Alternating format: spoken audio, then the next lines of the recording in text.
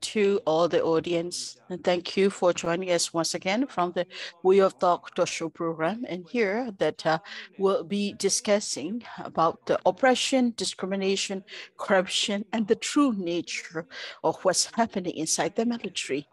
So that after 2021 military coup, the military has been facing the resistance of the entire population. And along the history, they are at the lowest point in terms of dignity, morale, and the capacity and the performance as well.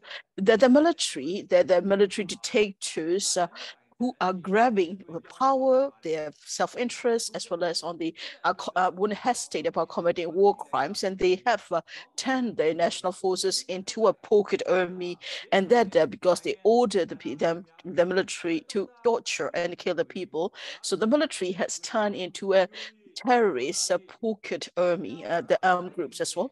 So right now, we will be talking about that corruption, exploitation, as well as on the abuse and misappropriation of the supplies, logistics, and the state, the budget, as well as on the discrimination. There's the efforts of discrimination against the religious minority or the other minority, as well as on the spread of hate speech inside the military, as well as on the bullying from the superior officers against the rank and file. So here and we'll also be talking about what is really happening inside the military, as well as the destabilization and the fragmentation of the military as they are facing the losses in the different battle arenas across the country, as well as the potential and the future of the terrorist army. So this will be discussing under the title of oppression, discrimination, corruption, and the reality inside the military. So that's the topic we'll be discussing in today's session on the 2nd of July, from 7 p.m. to 7 p.m. onwards on the 74th session of this talk show program. We have three panelists, CDM, the Major Tenea, as well as CDM Corporal Sainao, and Myint, a wife of a CDM, and that Corporal as well. That Tenea, could you please introduce yourself? My name is Colonel Tenea. I'm from the Light Infantry Force. Here I would like to. And so it's a pleasure for me to meet, people who are supporting the resistance, as well as on the different supporters of the movement. It's a pleasure to be here. Next, I would like to invite Sergeant Sainao to introduce himself. My name is Sergeant Clark Sainao. I'm from the artillery force. It's a pleasure to be here on this panel. Thank you. And last but not the least, another panelist is Major Chumi, a wife and who is married to a CDM corporal as well. Yes. I'm married to that Corporal Aung from the 4th Battalion, and it's a pleasure to be here and to be part of today's talk show. Thank you to all the speakers for introducing yourself. Now, we'd like to go into the discussion. First, I would like to invite Major Tenea and ask you a question. So my question is that you have served inside the military until you are at the deputy commander of the regiment as well. So you have a lot of experiences. Right now, the military dictator Myanmar has conducted the coup on the pretext of electoral fraud. They have made up trumped charges and imprisoned the popular, the civilian government and leaders as well. That Myanmar has, had also even, accused Aung San Suu Kyi of corruption charges, who had nothing, not unlike him. That, that I would like to ask with you, like, how kind of corruption is happening inside the military for the military leaders, including Myanmar, as well as how much of exploitation is being done on this issue. And in the event of the coup, when immediately after the coup, what we have said, what the military has said is that the backbone story of their coup is that there has been an electoral electoral fraud. And then after the electoral fraud, they started accusing the state councillor as well as on the the civilian leadership with the charges of corruption as well. First, they started with the electoral fraud, then they followed with the corruption charges. And this is a very, I would say like this, these charges are made up to the extent that they are practically a joke, because the military that Myanmar has, had conducted the coup without any strong reason is very childish. It is practically a joke. So let's put it aside, and that his reason for the coup, that when you say the electoral, from the electoral fraud into the charges, he turns into corruption, because all the Mala and Myanmar, that as that the soldiers call him, as well as other leaders, are they free from corruption? In the terrorist army, as you know, that when you are at the regiment, when you are at the regiment commander, when you are the commander, or if you're in charge of it, like if you're the top leader of a military unit, when you can serve like that, when you start some as them, or that when you are given a position as a like an officer or the in charge of a department or unit, then these officials started to enjoy different forms of corruption, especially those military senior officials, starting from the regimental commander, that all the military leaders, they are mired in corruption. Corruption is ripen in the military. For example, like they would take from the salary as well as on the some of the food supplies and logistics support that the military got, and then they were like, there are deserters who have left the military. They will not reveal that they have been deserted. They will still claim salaries for those who have deserted the military, and then again, then they will say that they have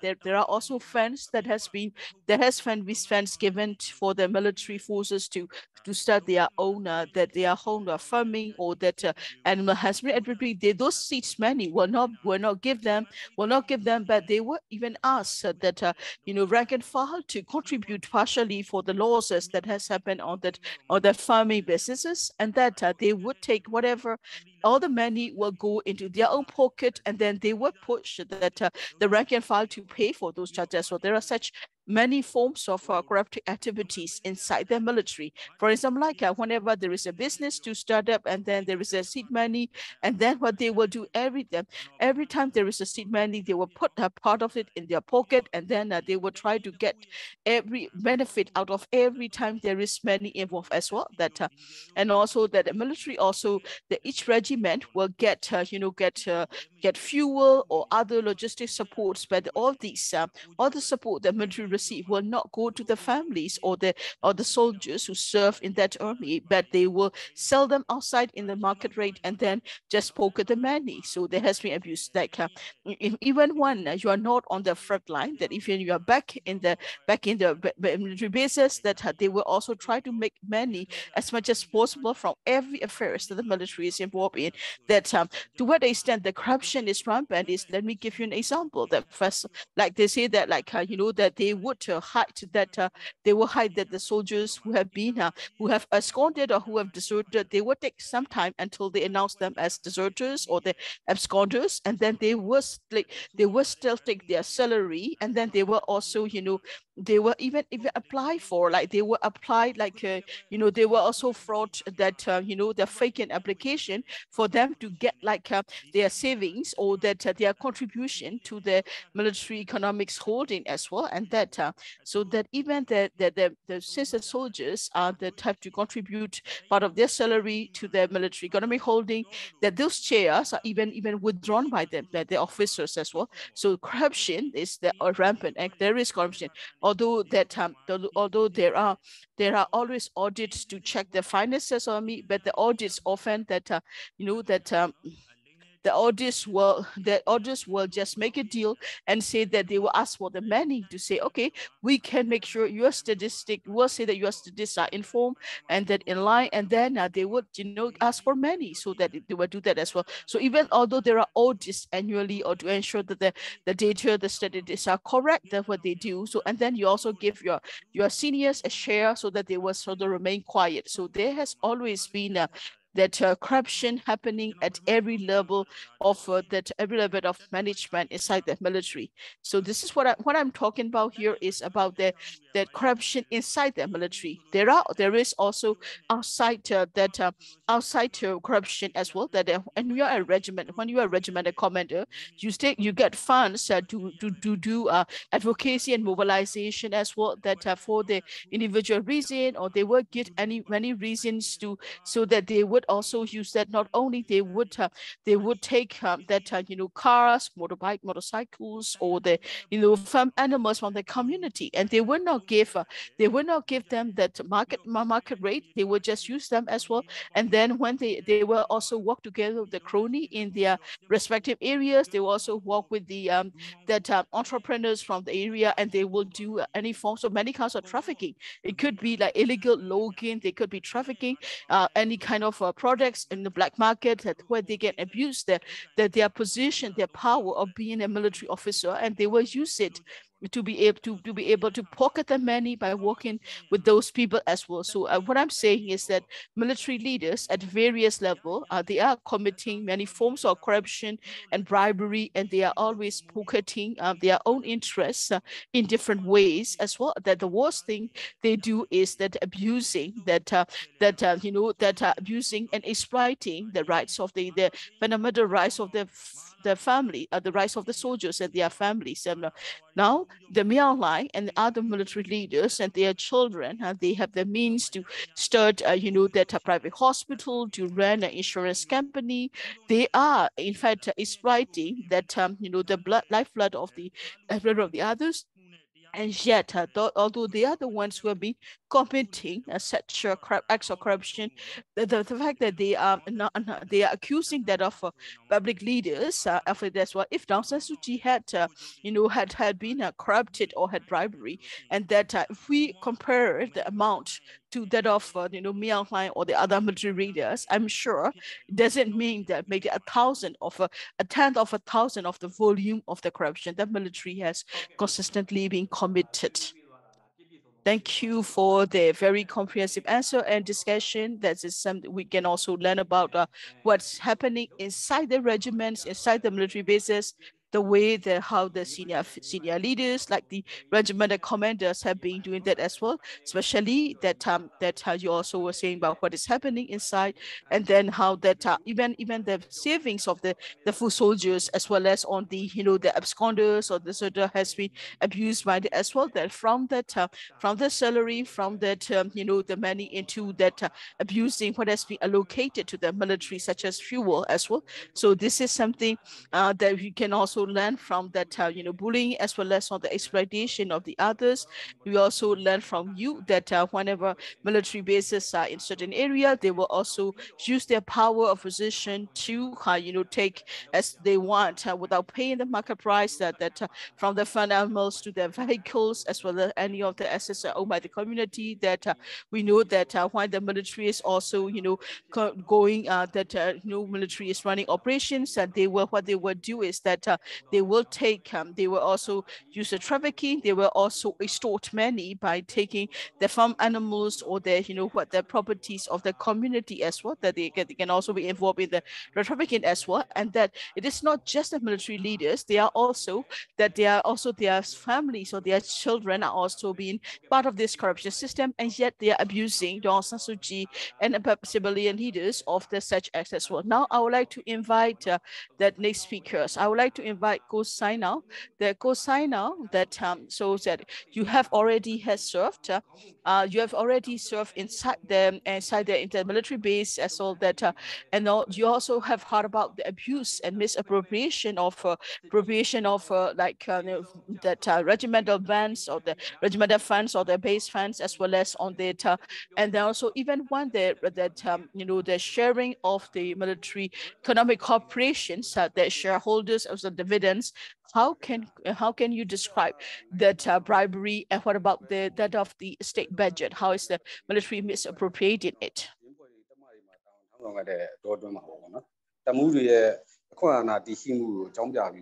So the funds and all the dividends and life insurances and all the benefits of those AWOL are kind of like manipulated, and then they are using for their own goods. And and so there are also share invested by each and every one of those who have who are in the army, and then these are used as a the battalion fund, but then the battalion commanders are using them as their own benefits. And for example, if I have to say, so whether you are living inside in the proximity of the compound or outside, kind of like purchasing of air conditioner or fans, like on the paper, they will also show that this is like bought for what and what for the battalion. But then on the ground, it is for the commander.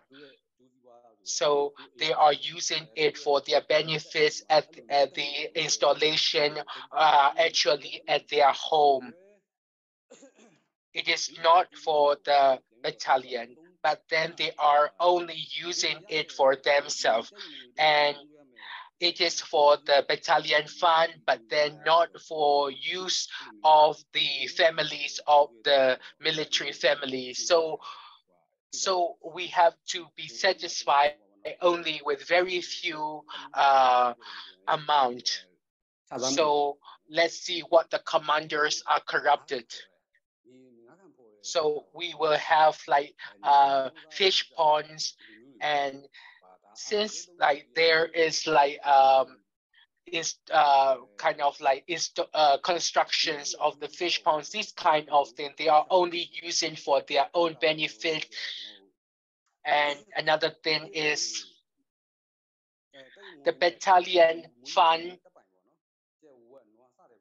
Like for example, we will do the breeding of animals, and when these animals are sold, the money, it has to be invested into the fund of the battalion. But then some of the commanders, majority of them, almost all of them, they just invested the and then some of they said that it is like losses, and then they just, so when the audit is here, they have to talk to the audit, and then so they have issues, and there are a lot of corruptions therein. The commanders are doing that. So where these monies were gone, it is in the hand of these commanders, and then it is also with the military companies.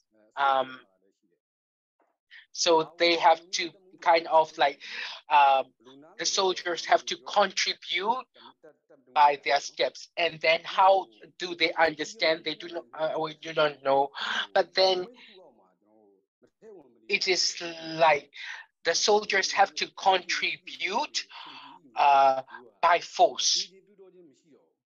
So they just cut off some percentage of the salary and then contribute it. So the whole month they only have a little amount, and then some of the soldiers with family members, they do not have enough. So it is not just only this contribution, there is like bank saving, other life insurance, etc. So it will not be easy, and then it is not enough for the soldiers to use for the whole month. And not only that, we have AWOL, and then a number of soldiers are not enough with what they have received, and then soldiers are not like soldiers. They are like housemates having to go to the houses of the superior, and they have to work. And there has been a lot of AWOL. And so because if there are a lot of AWOL, it could affect the promotion of the commanders or superiors. So they do not make announcement about the AWOL, and then they may have like benefits of the AWOL, salary of the AWOLs, and so the commander will confiscate the salary and benefits of the AWOL, and then they will kind of like contribute back to this insurance and other company share. And then after that, when it is kind of like withdrawn again, the commanders are getting those money back. So it is a lot of corruption that is going on there. And the AWOL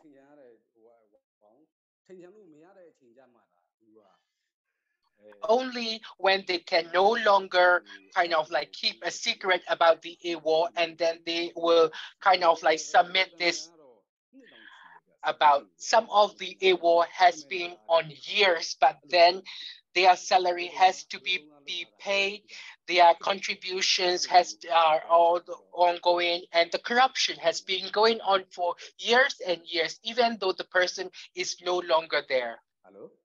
Okay, okay. So thank you. Thank you very much.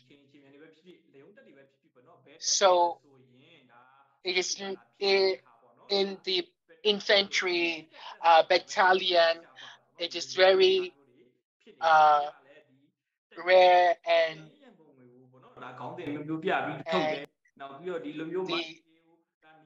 the funds are being withdrawn in different ways, and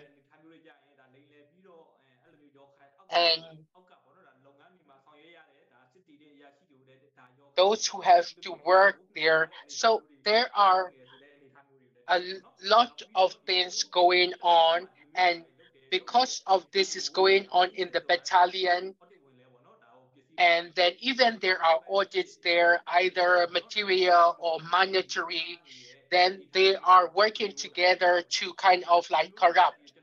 So I have to talk about this, and then what happened is that in Chin State, so in Myint, so before, so in the, if they are going to transport and then they have to rent the car of the private companies, and then they kind of like make agreement with different departments, and therefore they have to put more and more money, and then it is not just going into the fund of the military fund, but then the driver has to be paid, and the driver was also in a way violated as well. So there are a lot of issues going on like this, and then there are like millions of chats are being corrupted by the commanders and other officials, and then some of the soldiers are given with some uniforms, and then but then a lot of money were confiscated, taken by the commander. I myself have to do it, and then so I am like grade 3 officials from the military, and then I have to do this kind of work. I have to kind of like write recommendations for that, and then it is just I have to make stamps, and then the more exploitations are coming as well. Like the G1 officials kind of like sign, and then if there are all the monies are getting like 10% of this, like in this situation, based on the money like 5% or 10%, this kind of things, like those who are in the higher position, And then in those who are in the like different positions are being corrupted, taking those money, and therefore let me invite another speaker, Macho Myint, and then let me ask Macho Myint, you have been in the family members of the military, and then you are a religious minority as well. And then according to your ethnicity, your religious belief, were there any discrimination, any other kind of like discrimination? And then what are the exploitations of the other, so can you please talk about it? So Yes, while I was in the military, I was a Muslim woman. So since I married a soldier, I met a soldier that when I was in the military, they have discriminated me. It's been like 10 to 14 years as a discrimination. I have 5 children. All of them were born inside the military. As what I would like to say by my experience, how do they discriminate me? That because my husband is married to a Muslim wife, that they will say that you're married to a Kala. Kala is a prejudiced word as well. They will only call me Kalama, that, because Sabina is they don't even call my children by name and say, you're the Kalama son and the Kalama daughter. They always, and then when after I have met my husband, I will go and, recite the Buddhist prayer. I say that, well, I can't, I can recite. I'm not Buddhist, but I only know about the Quran and the Arabic as well, that I cannot go and recite their Buddhist, Buddhism. No, they said they will not accept it. That you're married to a soldier. That doesn't matter what religion you are. Once you're married to the military guy, the military soldier, then you have to follow the rules. And they would push me to go and read the Buddhist psalm or recite some. I said I can do it, but I can do anything you want. But I don't know about this. I don't know how to recite them as well. No, he said no, you must recite it. So they have to, and they push me to do that. And then I didn't never know that as well.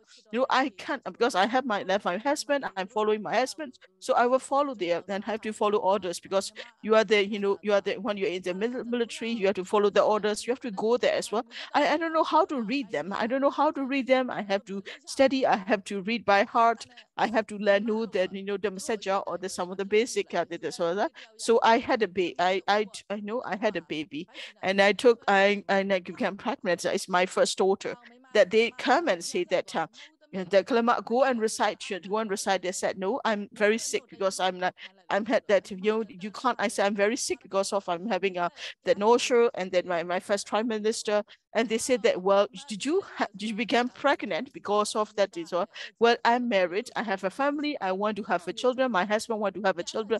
That's why we that I became pregnant. But they said, you are trying to get pregnant so that you can stay away from reciting this sermon. So that if you don't want to recite, then you have to. There are also children of other families, and you have to be a babysit the other children as well. That until I'm 6 months pregnant, I have to babysit the other soldiers of wife, other soldiers' children as well. And that after second child, about a year after, and they even sent me to a court by saying that I did not come to the Buddhist recital. I thought I was a religious minority. It shouldn't be a problem, but that every on the full moon, and that on the dark moon, on the dark nights, they would have recitals, and I didn't claim them.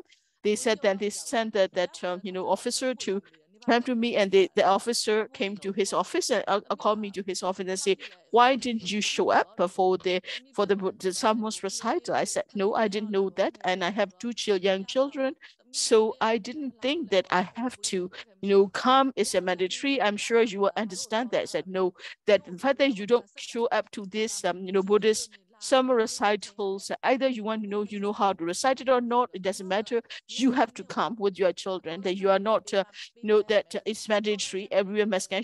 We must make you an example, so the others will not follow your example. And then I was asked to do that fadik, which is like cleaning that punishment, that I have to clear the grass for 100 feet square feet area as well.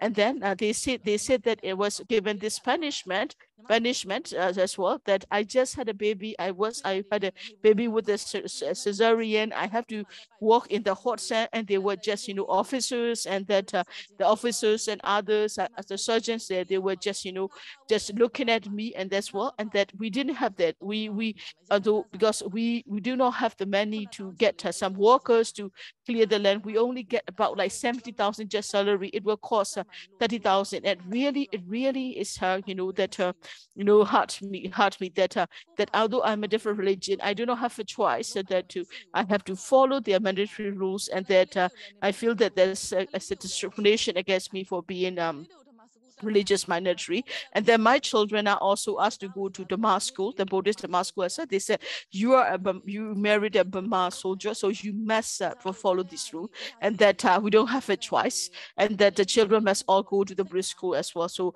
I feel really, that very strongly against the officers, as well as, and that other as well. So there are over 100 the over 100 wives of their foot soldiers, but I was the one they pick on. I was the one they terminated as well. I will never forget the acts that they have done against my husband and I. That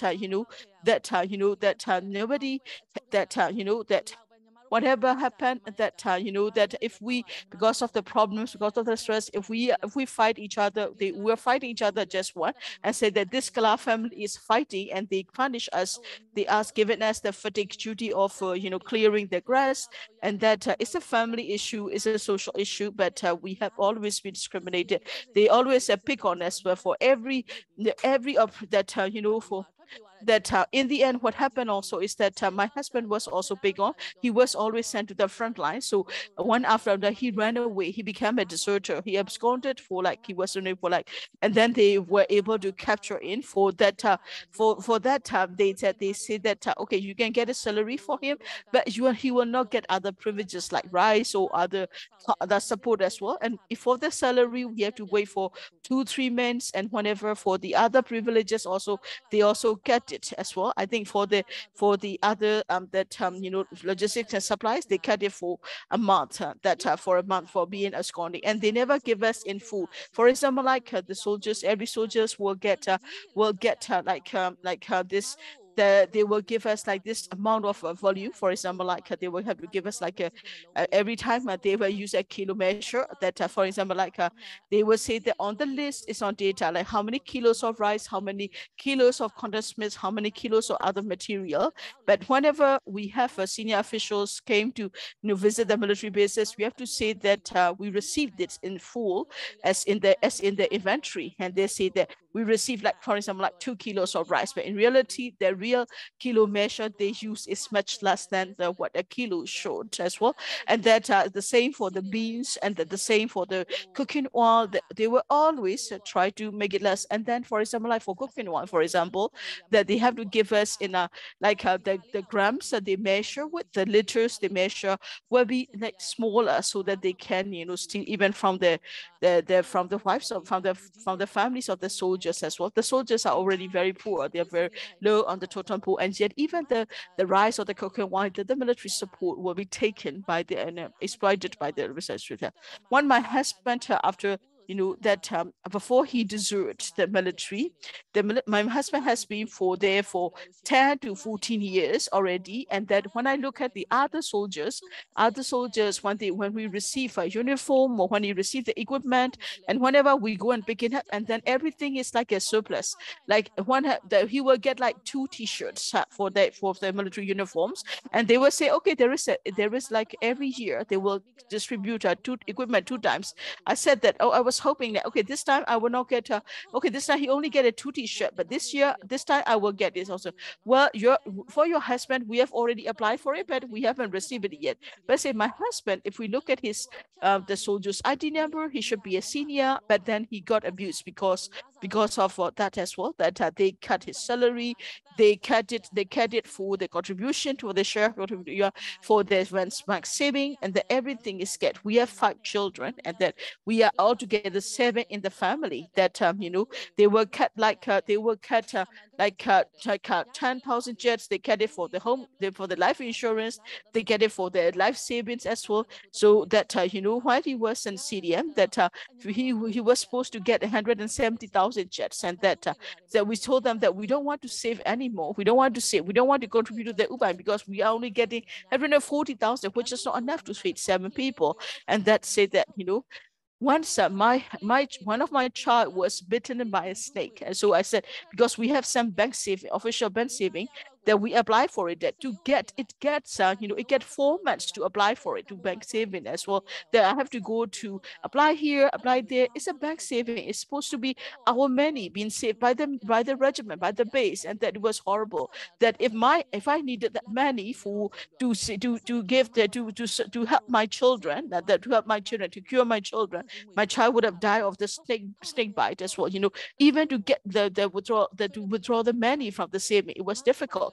So that it was you know, the people who saw me, they say that no, you should go straight to the hospital, not apply for money here. Then I was able to save my child. I said that when I raised the issue in the military meeting, they said that yes, but we are also like you know, that we may be for soldiers, but our husbands also fight in the same war as well. And even when the UBI, the military UBI, or the military economic cooperation share the dividends, we receive fewer, so we don't want to contribute it anymore because we are not getting as much interest dividend from it as well. But in reality, no, actually it's because everyone who contributes should get equal dividends from their contribution. But in reality, the officers take more, so the foot soldiers get less. But we cannot say no, it is mandatory. Everybody must contribute the money to that as well. That life insurance, we have to contribute every month as well. And that you know, whenever there is they say, okay, I will get life insurance for, you know, return like 50,000 just, and there's I will go and ask, but they say that's not your husband, it's just a similar name. And I asked my husband, why are we not getting there? You have been there for a long time. Many other soldiers are getting there as well. Like, why are you not getting? He said, I don't know, I don't understand. I don't know how they process it. So that's why I say I don't want to contribute to the life insurance anymore, because there is never any return. They're just getting from the salary. There's no support from the family, and they're stealing from the families. They're exploiting the family. They're cutting from what we are entitled to receive. When my husband was in military prison, there was a sharing of the military economic holdings dividend, to which we have to mandatorily contribute to. So my husband was already in a holding, so I have to go and see the officer to that I want to get dividends for my family. Well, we'll give it to you once your husband is released, they said. So my husband called me and said that we will get the money when I were released from the prison. He said I was happy to that as well.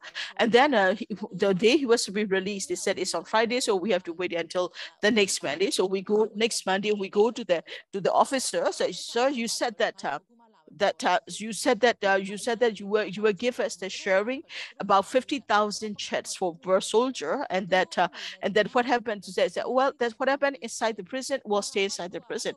So that they are officers, they have 3 stars, they are a captain, and a captain will to abuse the money of 50,000 checks that belong to a foot soldier. I said if you are not ashamed of taking the money from a poor foot soldier, that my husband had just been released from the military prison. He doesn't have a salary, but we are struggling to survive. If you want to take it as well. Others say that you can go and complain to the regiment commander, but the leaders are doing this systematically. The officers are doing the against the community that because of the commanders approve it. So we will not go to the commanders, because all these officers doesn't matter, they are, despite their training, despite their responsibility, if they want to abuse it, they will do it. So we have no choice but to take it as well. That whenever we ask for the military equipment, they will say that next time your husband will get a military equipment, but we don't get it. Next time we go there, but we'll never get the equipment.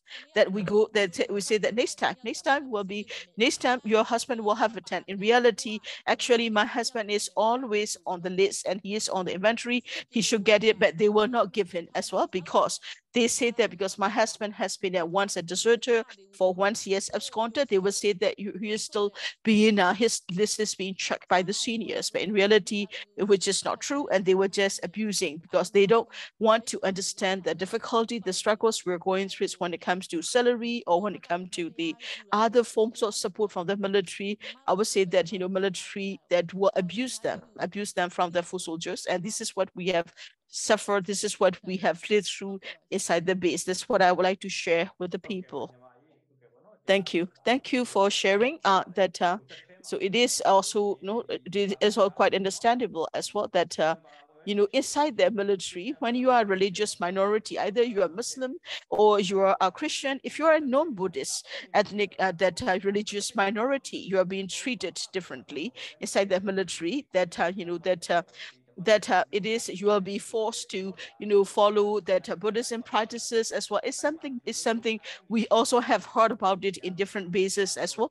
That is also something we are also familiar with. They always push you to follow Buddhist practices, ritual, just even if you come from the different other minority as well. Now, I here have received some comments in the chat. Also, there were quite a bit of comments in the chat. So I would like to share that as well. That if the civilian government is, is corrupted, that they could be taken.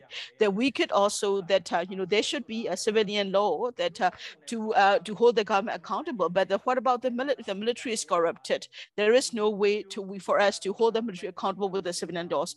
The military can military is need to that if the military is abusing and that abusing the power, abusing, corrupting, then how can they call themselves the other protector of the race and the religion? And that the military actually has become a pocket money of the pocket army of the military of the military official as well. That the full soldiers they have to work as farmers, or they have to work as shepherds. They have to work as governors or the drivers. That the way they ask the military officer soldiers to do all these menial tasks, it is not giving them the duty that pertains to that of a soldier. That is actually another form of a modern military slavery. That a military often do a lot of other businesses involved as well. That the main duty of the military is to protect the integrity of the state as well. So thank you for the comments. And then we also please, you can also write your questions in the chat, or you can also join us on the Zoom and then also get a chance to talk with the speakers as well. So now I would like to give a turn to Go Sai now. My question to Go Sai now is that, after the coup, that the members of the military leader has, have been committing atrocious crimes against the NLD party leaders, as well as on the youth leaders and the civilians. And they are committing that horrible killings and oppression with full of hate. They are also burning villages and households as well. And to that happen, for the soldiers to commit such atrocities, that how has the military has been, running propaganda as well as on the brainwashing? What kind of religious or ethnic or political advocacy, hatred had they been spreading? Starting from 2021 coup, and then NLD people and other people has been arrested and being tortured as well, and younger people are targeted, and they are kind of like using their own legal instruments and arresting young people illegally, and military members, family members of the military are restricted not to get out, not to meet with civilian people, and they do not want the military family are meeting with the other civilian, and then they are cut out from their social life as well. Politically, you have to be staying away from politics, and because of your duties and responsibility, it is good that you don't meet with the people from the party. It is not your job. If something happens, you will be tried at the court martial, and then you will be put into the prison, and then they are kind of like controlling people with fear. And whatever is happening outside of the military compound, you are like, it's like you are asked to stay away from the civilian. Don't listen to them. And then, like in Daba as well, like putting on the hater with the civil, because this the army is from coming from the civilian. It is just only in the books that they are talking about it, but then on the ground, what happened is that the army has been an official legal armed terrorist group, and with regards uh, to the military, they are talking about freedom of religion, freedom of expressions. It is just only words that is there. There is nothing like this with the civilian. There is nothing like this with the military. Like Macho Chomian has said earlier, there is nothing like freedom of religion.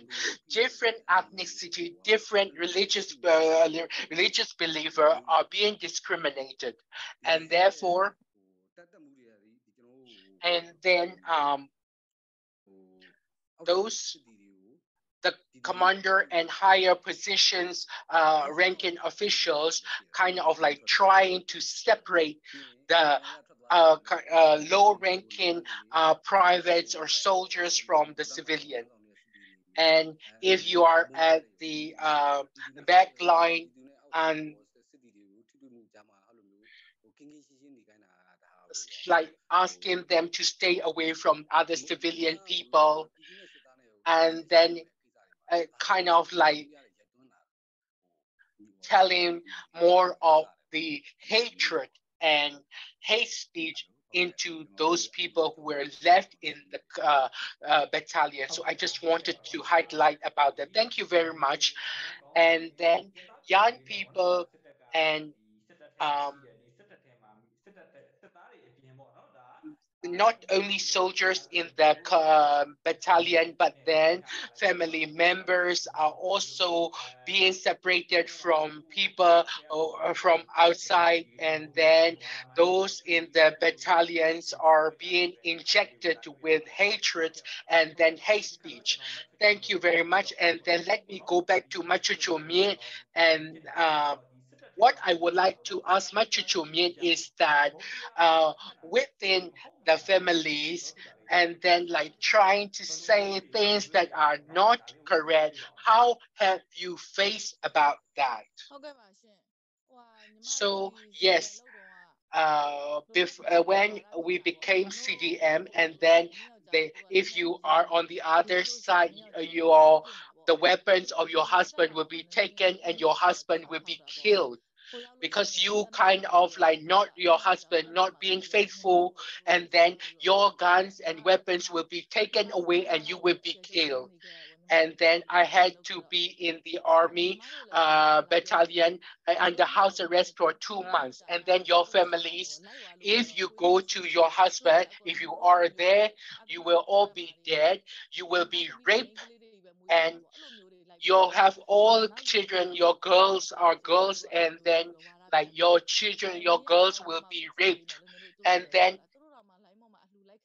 like they are like they will not get money, and then they don't have any budget, and then your husband will not be paid anything. They are even like asking for donation online, this kind of wrong information. So when we have come to become CDM and I really come to the liberated area, then I see the truth. But then at that time I was very terrified. They talked about this, that so if kind of like if your husband is in CDM and if you did not stop them, you can be into the prison as well. So like if you are not faithful to this organization, as long as you are in the liberated area, you will be killed. And then they talked about it in Daba, and they kind of like spread this kind of news.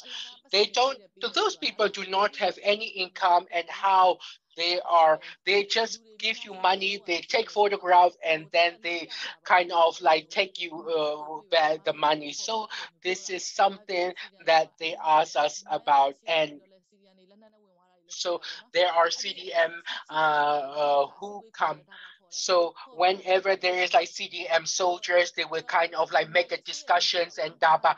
And then I was kind of like at that time very terrified if my husband is still alive, if my husband was killed. I didn't know anything about this because I didn't have any news and etiquette. Like I has been separated from the civilian, and then we do not have mobile phones, and then we have to give our Facebook accounts, and then at the uh, so we do not know whether it is right or wrong. We are in the army, and then we were thinking that they are all good and they are doing the right thing, something like that. And then we didn't know the truth, and they spread this kind of propaganda amongst us. And then your husband is now CDM, your whole family, because you didn't stop your husband, you kind of like encourage your family, your husband. That's why that I was certain that I would be put into trial. And then many of the soldiers' wives are worried for me, and then they have the mindset that they have to stop their husband not to do the CDM. So many of the wives are afraid of this. And I didn't do anything. It is like my husband who did that. And then I am not afraid with my five girls. What if I leave? If I leave from the prison, then I have like they will not stay at peace. So they spread this kind of news. They said the bad things, and then like CDM soldiers are provided. Then this is not wrong. And then right now we have been given this kind of support, this kind of stipend, and then they are just only taking the photograph, and then after that you have to return those money. It is not true. When we arrived here in our practice, and then my husband like sent me money, and then so I didn't take this. And then there are also some intelligence people following. I didn't take. Why is she is he sending me money, and then like your husband is not getting anything? I thought that way, but then I believed them, and then I thought that it was not true. And then many of the wives of the soldiers were thinking the same thing. And then right now, everyone knows about this, and then know about this like 60,000 baht, which is more than 550 lakhs, so 5 million. So what my husband died, so it is not, even if it is the military, my husband will only get 33 million jack.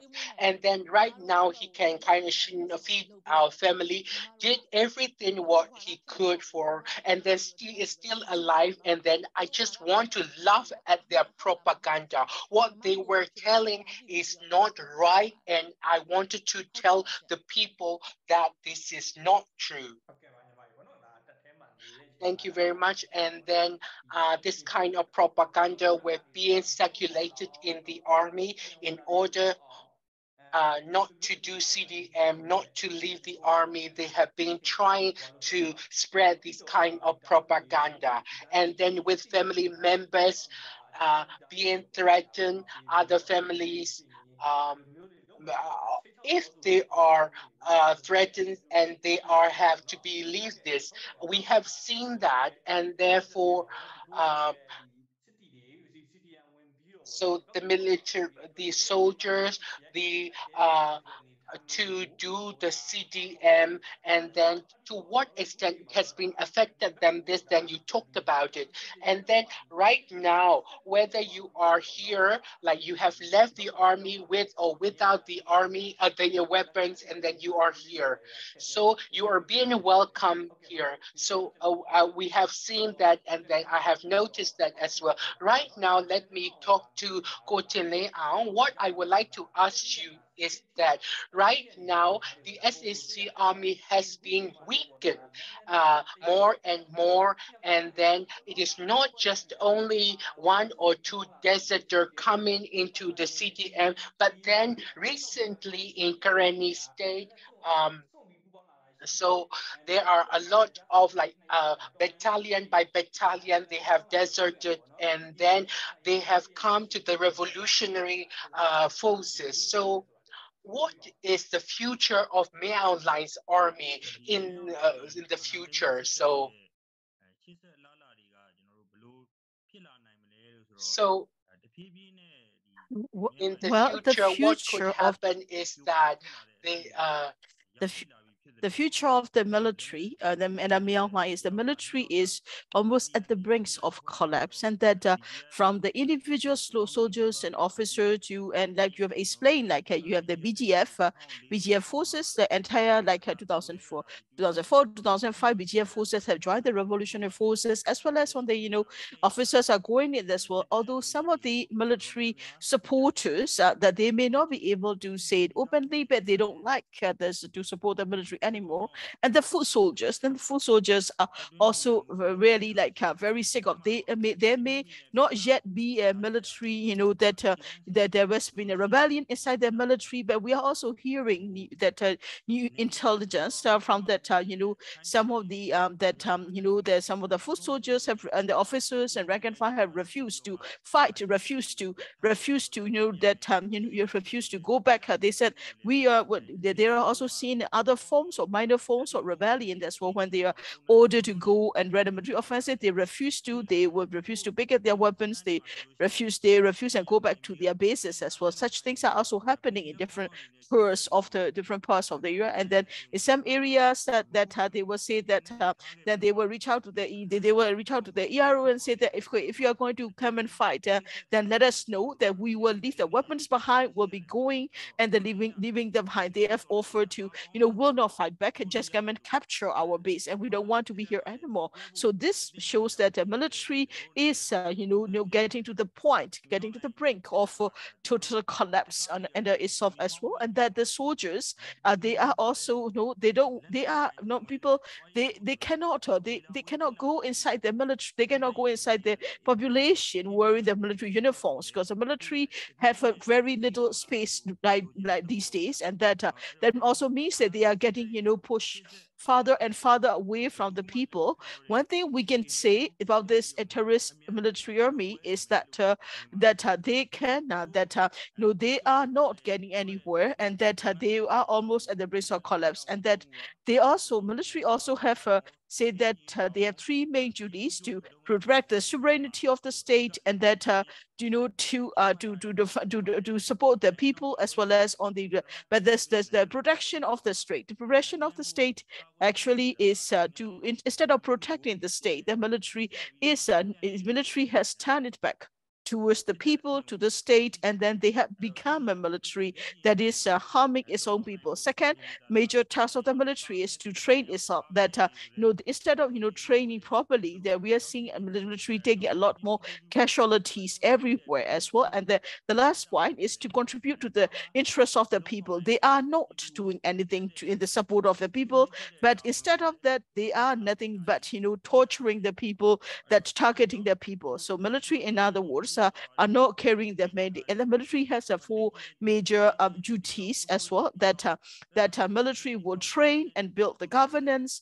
They will also, do that rough welfare and build the army.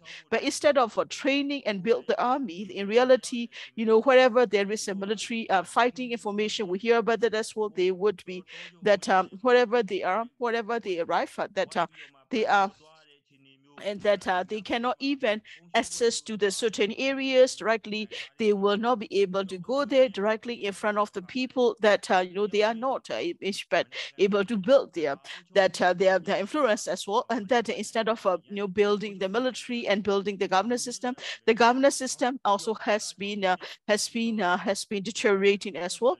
And then do welfare relief and welfare, and then build the military.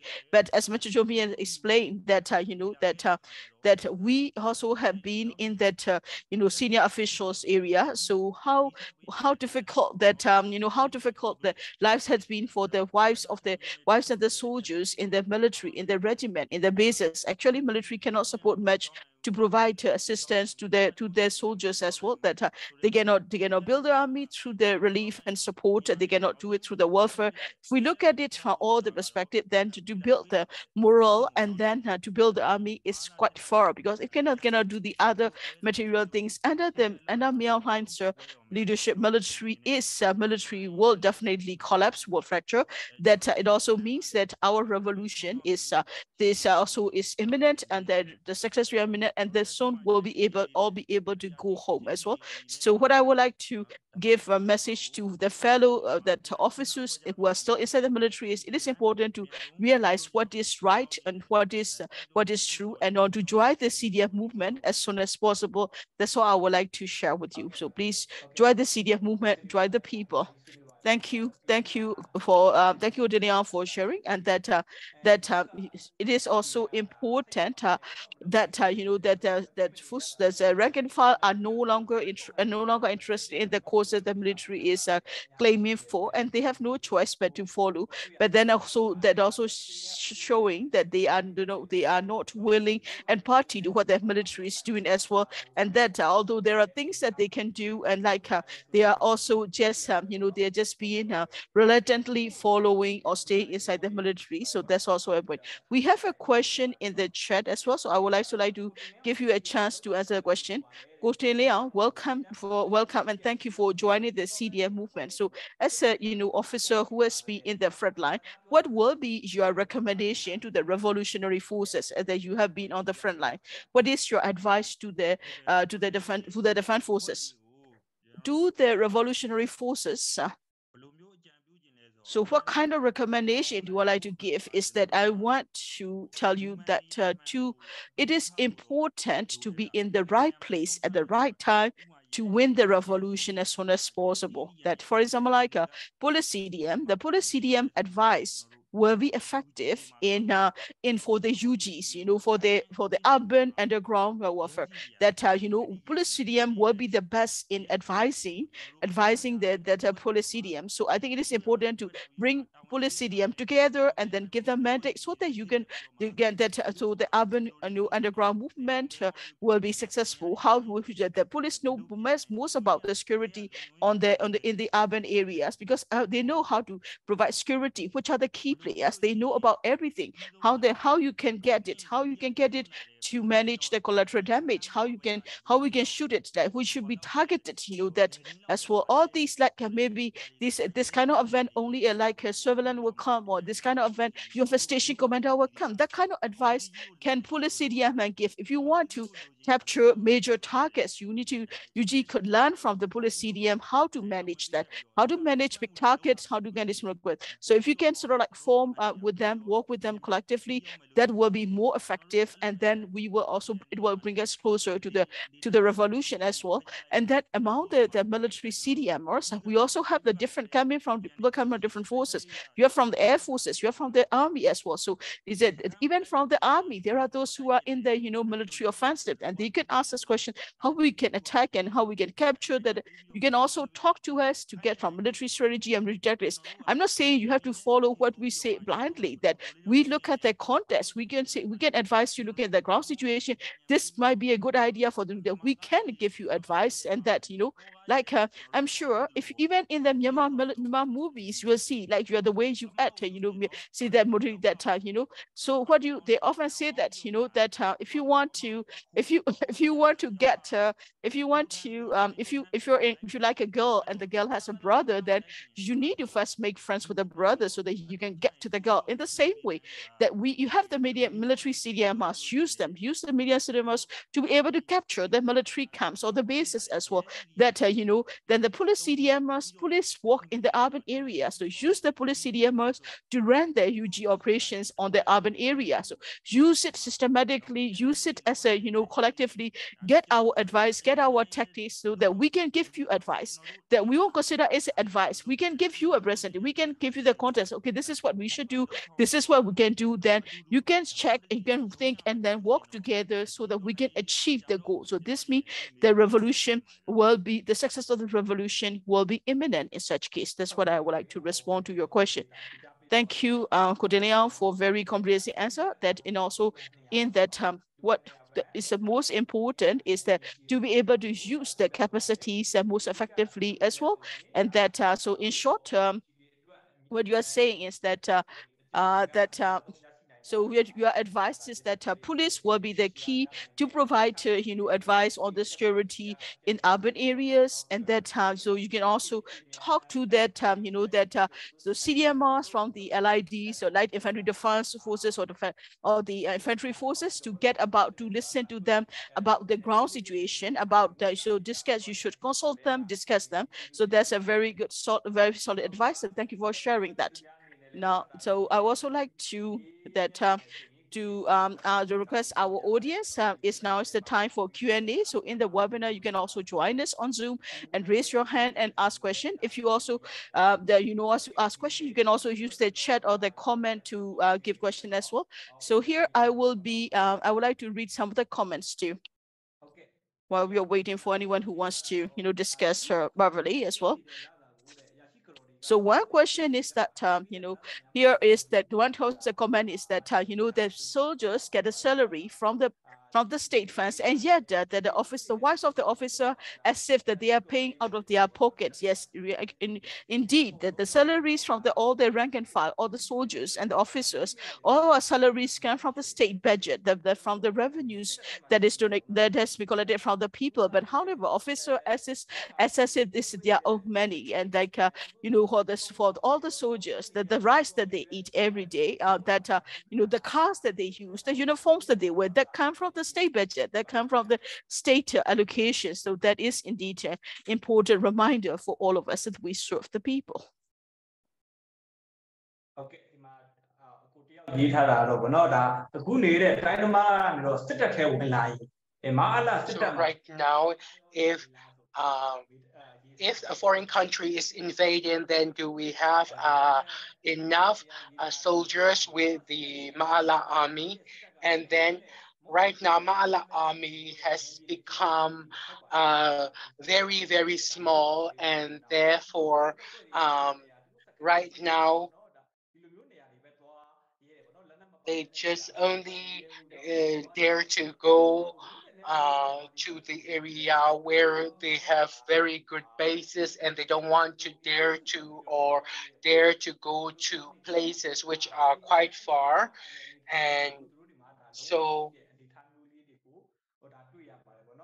right now we have seen this kind of situation is going on, and right now there is no one who is commenting, who have not raised their hands. And then let me invite Myint to kind of like say some greetings to the people who are listening to here. Okay, Myint, are you still there?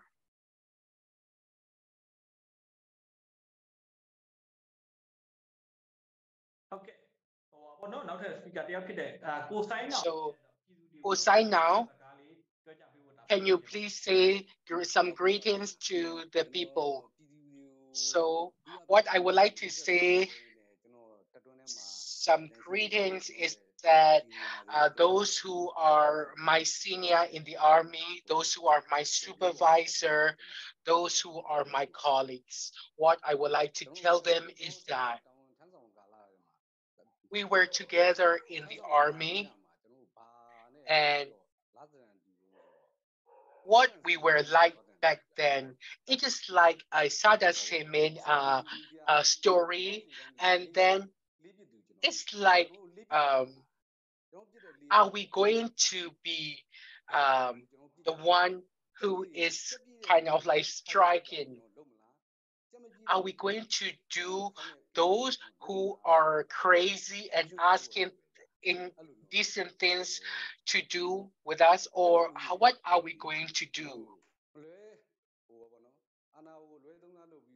So if you are misusing the power and we are lying on their behalf, then you yourself will be so much there and then go in there and then be crazy there.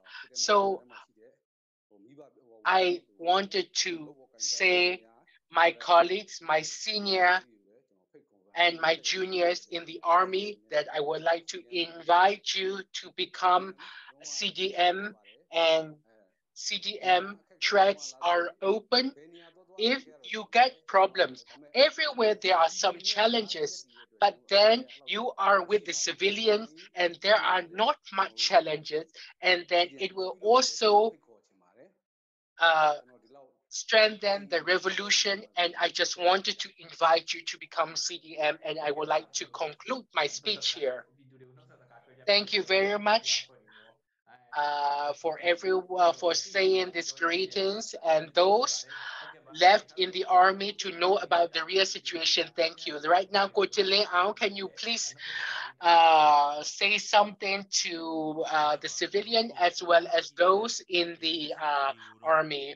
I would like to say first, my colleagues and those who are left in the army, I talked to them about this, like, you know, the true, the just and the injustice, and then open your eyes, open your ears, and who is right, who is wrong, you decide yourself. Don't just listen to other people. Don't just do what others are doing. Don't just go as you are bidden, and therefore try to be yourself human being. Life is very short, and so what are you going to do? And so you decide yourself, and I just want you to say that so Kaung said earlier, and then so do we have the strength if others are invading, if other countries are invading, they don't have the strength. Even with the revolution groups, PDF and ERO attacks, they are right now almost gone. So our revolution is going to be successful very soon, and therefore, please be at your part, and then contribute to the revolution. This is what I would like to say and conclude from here. Thank you very much for saying this, and then thanks. Machuchomi, are you there? And can you please say something to the civilian? Lastly, what I would like to say is that to our brothers and sisters in the army, I want you to be on the right track. I want you not to be burdened or being discriminated. So I am sympathetic to you, and therefore you can do this as well. I have 5 children and I have come across this, and right now my life is getting better peacefully, and therefore what I would like to say is that if you kind of like cooperate, if you can come to the right track, and then you will be better off. And like whether you have the weapons or not with the weapon, so you can do the CDM, and then cooperation is better. Well, this is what I think. And our family being discriminated, and then a lot of people knows about this, and then we talked about this. Because of this is reason why we have do the CDN. We don't like to be discriminated, and then we just do not want to be like this, and then we can live outside and then peacefully, and you should be able to decide for your life. Hello. Yes, please go ahead. And so my brothers and sisters in the army, whether you have your weapons or not, you have your weapons, you don't have your weapons, please become CDM, please cooperate. You are in the army, you are in the battalion, you have nothing, and then you don't need to sacrifice like this. And this is the reason why we have chosen this part, and we want you to choose this as well and be on the right track. With this mega salary, with the mega benefits, it's not enough, and then there are also some discrimination, suppression, and therefore, uh, please do CDM. Please come to the right track. I am inviting you.